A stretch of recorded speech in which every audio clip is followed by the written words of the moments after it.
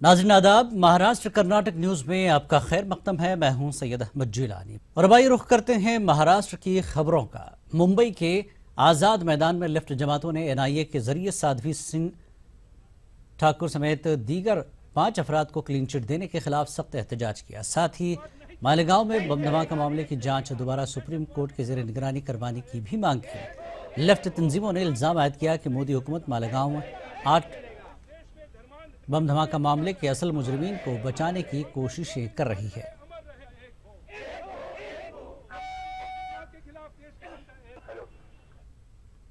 साबिक रियासती वजीर और राष्ट्रवादी कांग्रेस महिला मोर्चा की कौमी सदर फौजिया खान ने मालेगांव बम धमाका केस में साध्वी प्रज्ञा सिंह ठाकुर और दीगर मुलजमीन को जांच एजेंसी एनआईए की जानिब से क्लीन चिट दिए जाने को मुल्क के लिए खतरनाक करार दिया। इनका कहना है कि ये रविश मुल्क के हक में नहीं है, इससे मुल्क की सलामती को खतरा लाहक होगा।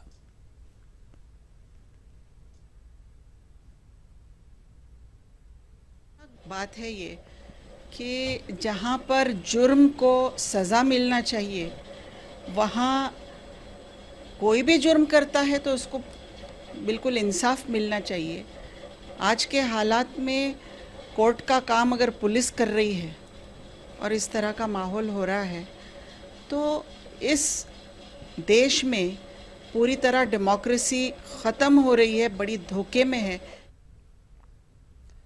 एमआईएम के कौमी सदर असदुद्दीन अवीसी ने हिंगोली में ईटीवी से बात करते हुए कहा कि मालेगांव बम धमाके मामले में बाइज्जत रिहा होने वाले मुस्लिम नौजवानों को फिर से अपने पैरों पर खड़ा होने के लिए रियासती हुकूमत की जानिब से न सिर्फ माली इमदाद दी जानी चाहिए बल्कि सभी नौजवानों को कैरेक्टर सर्टिफिकेट भी जारी होने चाहिए।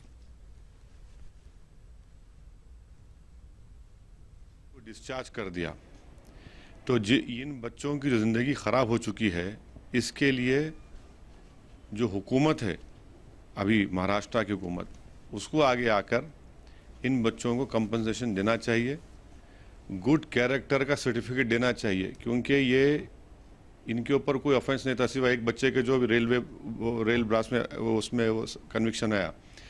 दूसरे जो 7 बच्चे हैं उन पर तो कोई केस नहीं चल रहा, अभी बिल्कुल क्लीन है। तो उनको गवर्नमेंट ऑफ महाराष्ट्र से मेरा डिमांड है कि उनको फाइनेंशियल कंपनसेशन देना और साथ ही साथ उनको एक सर्टिफिकेट देना। नासिक के मज़ाफात में नदी में नहाने गए 2 बच्चे ग़र्क़ाब हो गए। दोनों चचाजाद भाई थे। रिश्तेदारों के मुताबिक दोनों नहाने के लिए नदी में उतरे मगर पानी का अंदाजा नहीं लगा सके और काफी अंदर तक चले गए। दोनों के नाम समाधान और ईश्वर शिंदे बताया जा रहा है, जिनकी उम्र 11 साल है। फायर ब्रिगेड के अमले ने इन दोनों की लाशों को निकाल लिया है।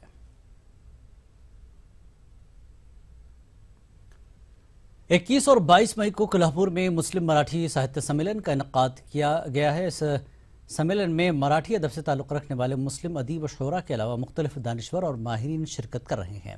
वहीं समाजी व सियासी लीडरान भी इस सम्मेलन में शिरकत करेंगे। मुस्लिम मराठी साहित्य सम्मेलन को लेकर मुंतज़मीन में जोश खरोश पाया जा रहा है। नए लिखने वाले साहित्यकारों के लिए ये कोल्हापुर में होने वाला मुस्लिम मराठी साहित्य सम्मेलन एक पर्वणि के रूप में मैं देख रहा हूँ। हम जैसे नए लोगों को इस साहित्य सम्मेलन के रूप से एक नया प्लेटफॉर्म मिला है, एक व्यासपीठ मिला है और इससे हमारा फ़ायदा होगा। हमारे विचार हम जो लिखते हैं वो हर एक आदमी के सामने पास जाए। एनसीपी खवातीन सेल की कौमी सदर और साबिक रियासती वजीर फौजिया खान का कहना है कि महाराष्ट्र की बीजेपी हुकूमत दानिस्ता तौर पर रियासत के मुसलमानों को रिजर्वेशन से महरूम रखना चाहती है, लेकिन एनसीपी ऐसा होने नहीं देगी। इनकी पार्टी पूरी शिद्दत के साथ मौजूदा हुकूमत के खिलाफ रास्ते पर उतरेगी और मुस्लिम रिजर्वेशन को यकीनी बनाएगी। फौजिया खान ने यह भी कहा कि औरंगाबाद में एमयू सेंटर के ख्वाब को हकीकत में बदला जाएगा, तो हम इसके लिए मुसलमानों को बाहमी इत्तेहाद का सबूत देते हुए अपने हुकूक के लिए बेदारी का मुजाहरा करना होगा।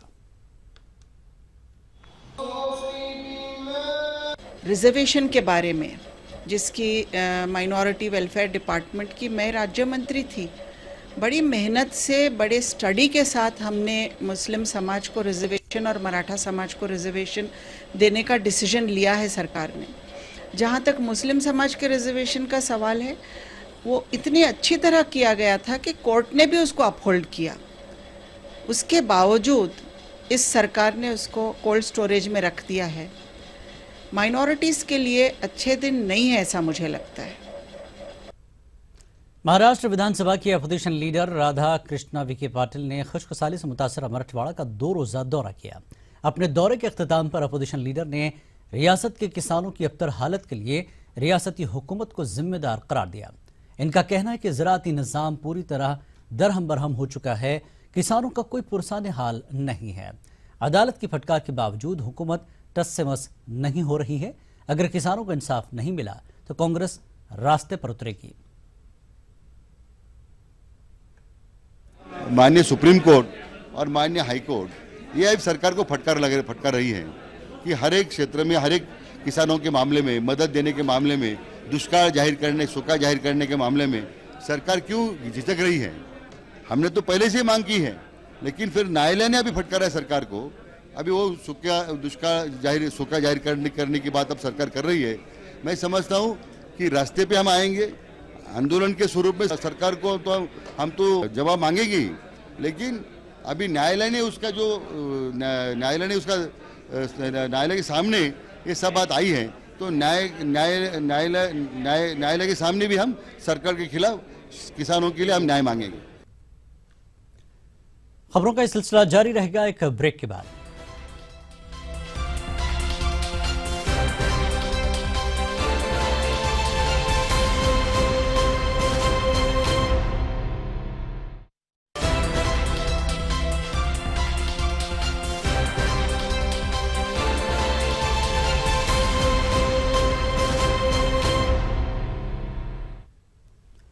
महाराष्ट्र कर्नाटक न्यूज में एक बार फिर आपका खैर मकदम है। अब रुख करेंगे कर्नाटक की खबरों का। एसएसएलसी इम्तिहानात में मुस्लिम इंतजामिया के तहत चलने वाले तालीमी इदारों के कई तलबा ने इम्तियाजी कामयाबी हासिल की है। बेंगलुरु में 3 हुफ्फाज ने भी एसएसएलसी का इम्तिहान पास किया है, लेकिन गुज़श्ता साल के मुकाबले मुस्लिम इंतजामिया के इदारों में कामयाबी का फीसद कुछ कम रहा है।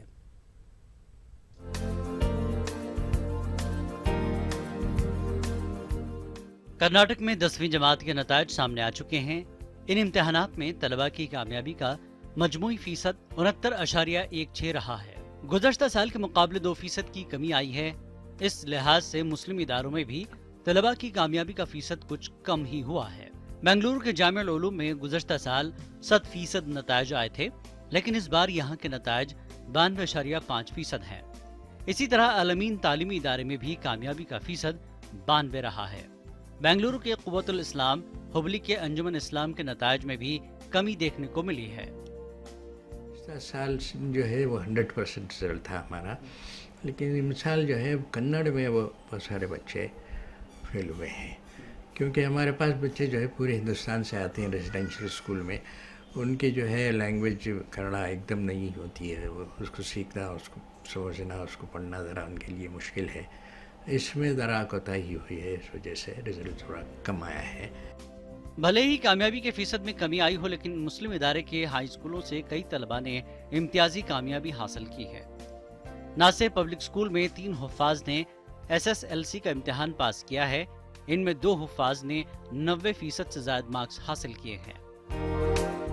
इसमें 3 बच्चे हाफिज कुरान थे और हमने 3 बच्चों को 8th स्टैंडर्ड से 10th में डबल प्रमोशन भी दिया था, और ये तीनों बच्चे जो 8th से 10th में डबल प्रमोशन के साथ आए, तीनों ने अबव 70 स्कोर किया है।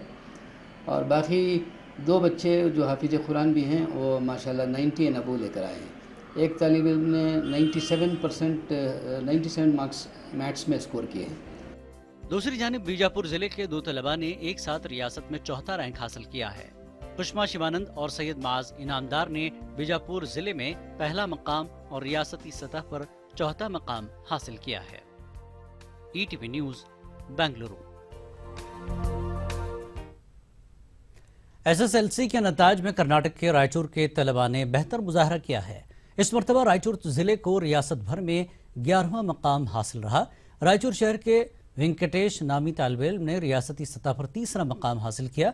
इसके अलावा जिले के उर्दू मीडियम हाई स्कूल और एडेड व प्राइवेट स्कूलों के तलबा ने भी शानदार मुजाहरा किया। गवर्नमेंट उर्दू मीडियम स्कूलों में 80% तलबा ने कामयाबी हासिल की। लिटिल एंजल्स स्कूल की तालिबा आयशा माहिन ने 98% नंबरात हासिल किए, जबकि लिटिल एंजल्स जेम्स स्कूल की तालिबा असरा तस्कीन ने 96% नंबरात हासिल किए। I want to dedicate my success to my teachers, my parents, and to my God Allah. My percentage is 92.30, and I am very glad to be a student of Little Gems High School, as our teachers, management, and my parents supported a lot for me to achieve my goal. And I thank God to give me such an opportunity to work hard and feel proud to my parents and teachers. रियासती हुकूमत के 3 साल मुकम्मल हो चुके हैं। कांग्रेस हुकूमत अपनी कारकर्दगी से खुश है और आवाम को अपनी हुकूमत की कारकर्दगी से वाकिफ करा रही है।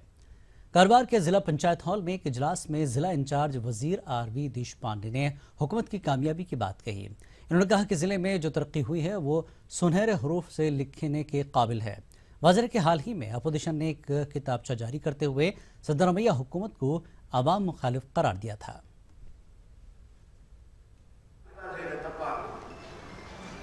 ಆದರೆ ಕಳೆದ 3 ವರ್ಷದಲ್ಲಿ ಕರ್ನಾಟಕ ರಾಜ್ಯದಲ್ಲಿ ಅದರಲ್ಲಿ ನಮ್ಮ ಜಿಲ್ಲೆ ಇತಿಹಾಸದ ಪುಟದಲ್ಲಿ ಸುವರ್ಣ ಅಕ್ಷರದಿಂದ ಬರ್ತಕ್ಕಂಥ ಪ್ರಗತಿ ಆಗಿದೆ। ಇದು ಇವತ್ತು ಎಲ್ಲರೂ खबरों का सिलसिला जारी रहेगा एक ब्रेक के बाद।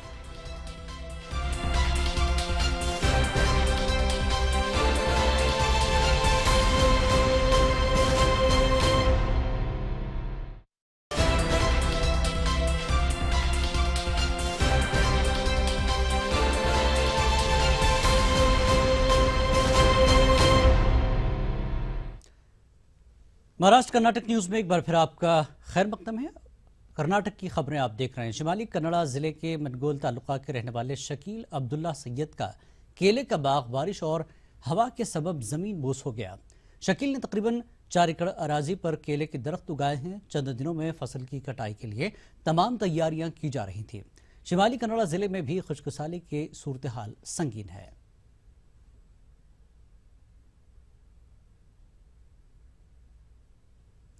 वजारत आयुष की जानिब से योगा के दौरान ओम मंत्र को लाजमी करने के फैसले के खिलाफ सख्त रद्दमल देखने को मिल रहा है।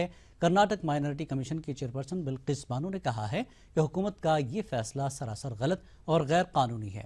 इस फैसले को अदालत में भी चैलेंज किया जा सकता है। उन्होंने कहा कि मरकजी वजीर बरा अक़लियती बहबूद नजम हेपतुल्लाह को चाहिए कि वो वजीर आज़म मोदी से मिलकर इस फैसले को नामंजूर करें। दूसरी जानिब उन्होंने कहा कि रियासती हुकूमतों को ये इख्तियार हासिल है कि वो चाहे तो इस फैसले को लागू करें या ना करें। ओम जाप जो है ये हिंदुओं का एक अक़ीदा है। जिस तरह से मुसलमान लोग तस्बीह गिन के अल्लाह ताला को याद करते हैं, अल्लाह के जैसे 99 हैं नाम से पुकारा जाता है, वो अपनी अक़ीदे के तहत उनकी हिंदुज़म के तहत ओम पुकारते हैं। लेकिन हिंदुस्तान में हमारी जमहूरियत हमारी आइन में आर्टिकल 25 के तहत यहाँ पर हर मज़हब के लोग रहते हैं। हिंदू, सिख, जैन, पारसी तमाम रहते हैं। उनको अपने अक़ायद पर क़ायम रहने के लिए, अपना मज़हब अपनाने के लिए फ्री एंड फ्रैंकली इजाज़त है। तो अगर इस तरह से ओम जपने के लिए लागू किया गया तो सरासर ये आइन की खिलाफत है और इस तरह से करना उनकी मजहबी ज़हनों से जज्बात से खेलने के। कर्नाटक के रायचूर शहर के कदीम तालाब की तज़यीनों का काम शुरू होने जा रहा है। इसके लिए इंतज़ामिया ने खुसूसी मनसूबा तैयार किया है और बहुत जल्द तालाब को इस्तेमाल में लाने का यकीन दिलाया है। आप देखिए तफसीलात और हमें दीजिए इजाज़त। आदाब। ये कर्नाटक के रायचूर शहर का कदीम और बड़ा तालाब है जिसे यहाँ पर आम तालाब कहा जाता है। बताया जाता है कि एक दौर में यहाँ के लोग आम तालाब से अपनी ज़रूरतें पूरी करते थे, लेकिन ज़माने की तरक्की और आबादी में बेतहाशा इजाफे से आज ये तालाब आलूदा पानी और कचरे का डंपिंग यार्ड बन गया है। तालाब से उठने वाली बदबू की वजह से आसपास के इलाकों में बसने वाले आवाम का बुरा हाल है। इन तमाम मसाइल को मद्देनजर रखते हुए कई वर्षों के बाद अब जिला इंतजामिया हरकत में आई है। डिप्टी कमिश्नर शशिकांत सिंथल ने आम तालाब की तज़यीन नौ का फैसला किया है। What we are planning is there is one revenue road inside. We want to take that revenue road as a necklace road or lake road. Yes ಆ ಲೇಕ್ ರೋಡ್ ಒಳಗೆ ಹೋಗಿ ವಾಪಸ್ ಹೈವೇಗೆ ಬರೋ ಥರ ಒಂದು ಪ್ಲಾನ್ ಮಾಸ್ಟರ್ ಪ್ಲಾನ್ ನಡೀತಾರೆ. ಆವಾಗನೇ ಆ ಕೆರೆ ಕಾಣುತ್ತೆ, ಅಂದರೆ ಗಾಡಿ ಹೋಗಿ ದೆನ್ ಓನ್ಲಿ ದಟ್ ಕೆರೆ ವಿಲ್ ವರ್ಕ್, ಅದರ್ವೈಸ್ ದಟ್ ಕೆರೆ विल नॉट वर्क. शहर के आम तालाब की साफ सफाई के साथ यहाँ पर पौधे लगाने के अलावा वॉकिंग ट्रैक कायम करने का मंसूबा है। ड्रेनेज का पानी रोकने के लिए UGD स्कीम के तहत ड्रेनेज के पानी के लिए दूसरी लाइन तामीर कराई जाएगी। इसके अलावा इंतजामिया ने रायचूर जिले में तालाबों और सरकारी जमीनात पर नाजायज कब्जे करने पर सख्त कार्रवाई का भी इंतबाह दिया है। ETV news, Raichur, Karnataka.